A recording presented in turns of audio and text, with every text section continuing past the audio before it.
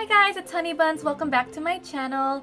Thank you guys so much for watching my previous video and for giving me some good feedback, encouragement, and support. I actually wear glasses, for those who know. Yeah, I'm as blind as a bat, and I would have worn them yesterday too, but the glare is really bad with these glasses, so I'm actually using natural lighting for once. Yeah! And I guess this angle works well because there's a mirror behind this, so I can see that. Yeah, it looks good. Okay, so today's topic is going to cover 7 things on how to deal with negativity. And I want to give a shout out to my friends who sent me their questions, and I will do my best to answer them as best as I could. And I just want you guys to know that you can take my advices and lessons and stories with a grain of salt, because I want you guys to know that not everything I do can be applicable to you, because first of all, this is something I decided for myself. I don't know your situation, I don't know what is going on with your life, so not everything might be correct for what I'm saying. So if it is applicable, take what you can, or maybe just learn something out of it. It might help you with your future. First question is from Jared. I would like to know how to block out people who keep bringing you down. I think that can help a lot of people, because a lot of people these days are very sensitive to what people say. In most cases, you really can't block these negative people from your life. It's more like, how do their words affect you as a person? Because no matter what, people will always find ways to bring you down.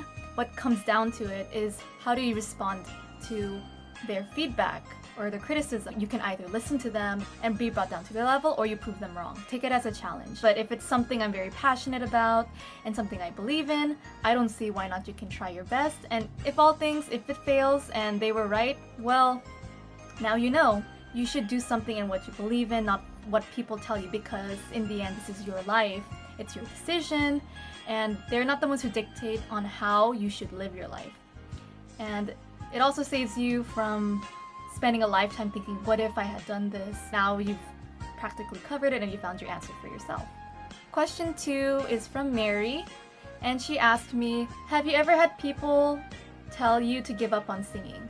Yes, I have. I can remember particularly it's my sister and my parents, because for those who know me, I was born tone deaf, and I've had difficulty hearing the way I sing, so whenever I sang with songs, I never acknowledged the fact that I would be singing off key, that I was singing my own key and melody and whatnot. It's a chaos. I don't want to even bring a video because it's really cringy. Ugh.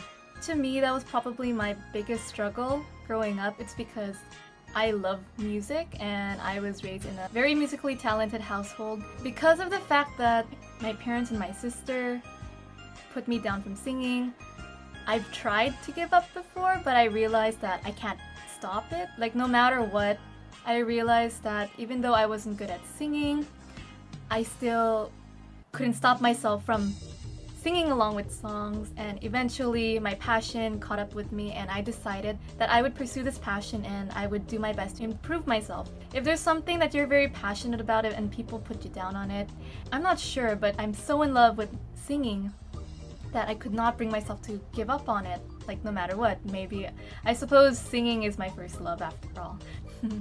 Question from my sister Shannon, and she asked me, how do you solve -5 plus -3? So because the negatives are the same, you just basically add them together like straight up addition, and your answer should be -8. There you go, sis. But see, you know, just like life, when you add one negativity with another negativity, it's just gonna be a greater negativity, so it's better you just deal with it now before it worsens.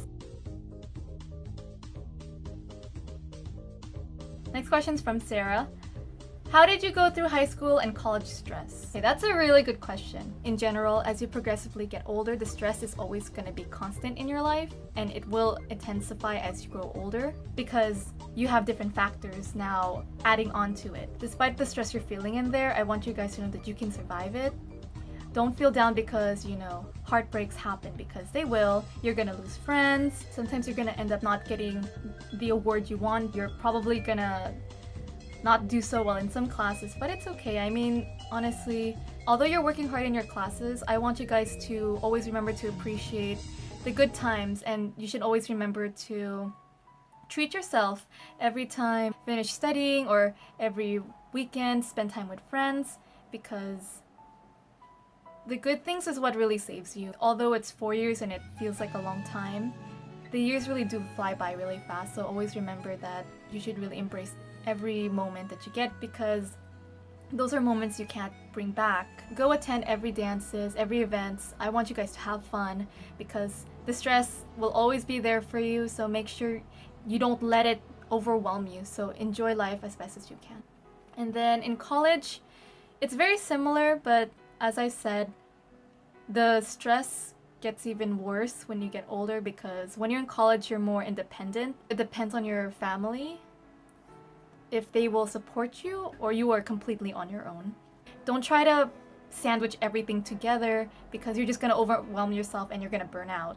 Time management is very important, but also, just like I said for high school, make sure to have fun, get your feet wet, do things that you're interested in, and if you don't like it, at least you tried. Yeah, that's all I can say, is just enjoy life as much as you can, and don't let the bad things get to you too much. And also, don't be too hard on yourself. I'm guilty of that, and I know a lot of people are guilty of that too, because you start comparing yourself to everyone else.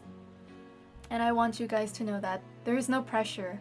You are doing the best you can. This is not a race, and everyone is different.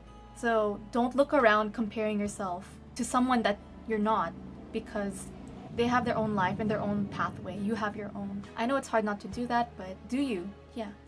Focus on you and do you. Okay. Sorry, my battery was dying, so I had to readjust. The next question is from Jared, and his question is, the idea of running out of time getting your life started. Any plans you had for the future now that you're in college?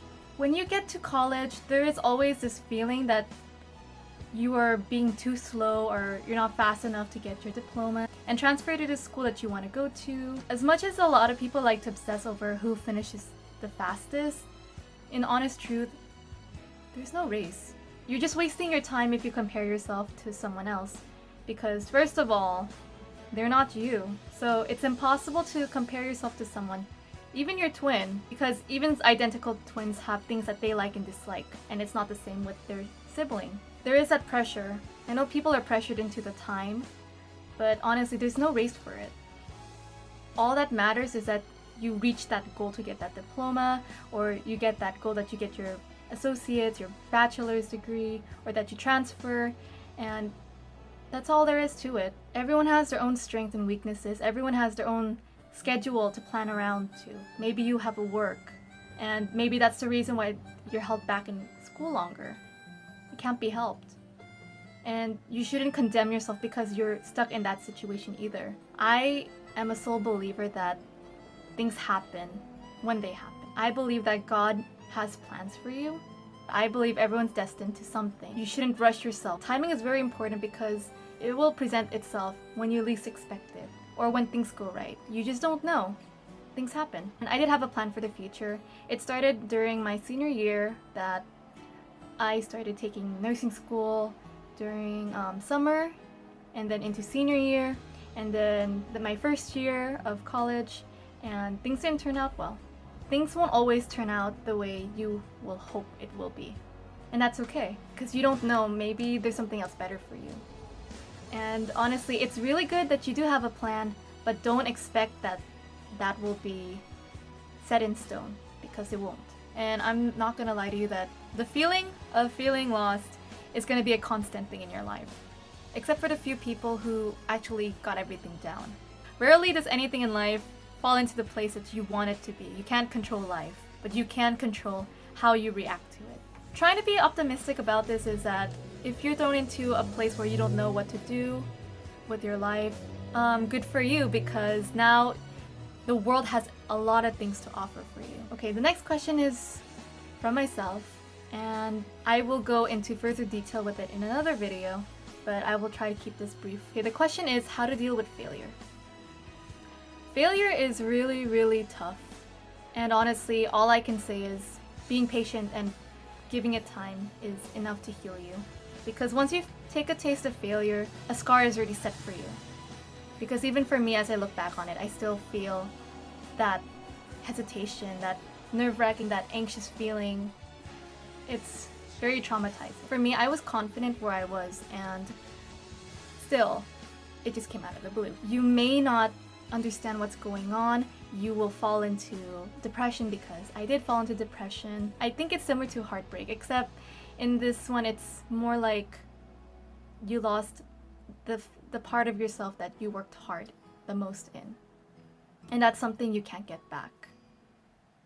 Once you taste failure, you are more prone to be afraid. It is a big punch to the ego, and you will be questioning things about yourself. Like I said, how to deal with failure is patience and time. Spend time with friends. And over time, I hope you can come back and face that problem and resolve it. I want you guys to know that failure is not the end of the world for you. Take it as a life lesson, but this is probably one of the hardest life lessons you will ever face. And that is acceptance. That maybe some things aren't right for you, or maybe something had to go wrong in order for you to get into the path that you belong in. Make sure also when you do taste failure, don't be too hard on yourself. Because if you've done the best you can in that position, then you should walk away knowing that you did everything you could with no regrets. And I don't want you guys to start playing the what if game where, what if I had done this, what if I had done? You did what you could. Leave it behind. Don't let failure define you. Let failure be your teacher to become stronger, to find the pathway you belong in. Next question is, how to deal with losing friends and loneliness. Losing friends and dealing with loneliness is nothing new when it comes to growing up, because as you do grow older, you do end up losing some friends.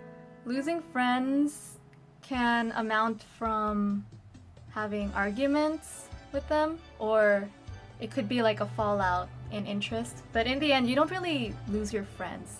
When you get to college, loneliness is inevitable, and you tend to tunnel vision and think that everyone is busy with their own thing. So when you're stuck in a problem, you start thinking, oh, no one is there for me. But in truth, they are. You just have to reach out to them, because they wouldn't know unless you do ask for help.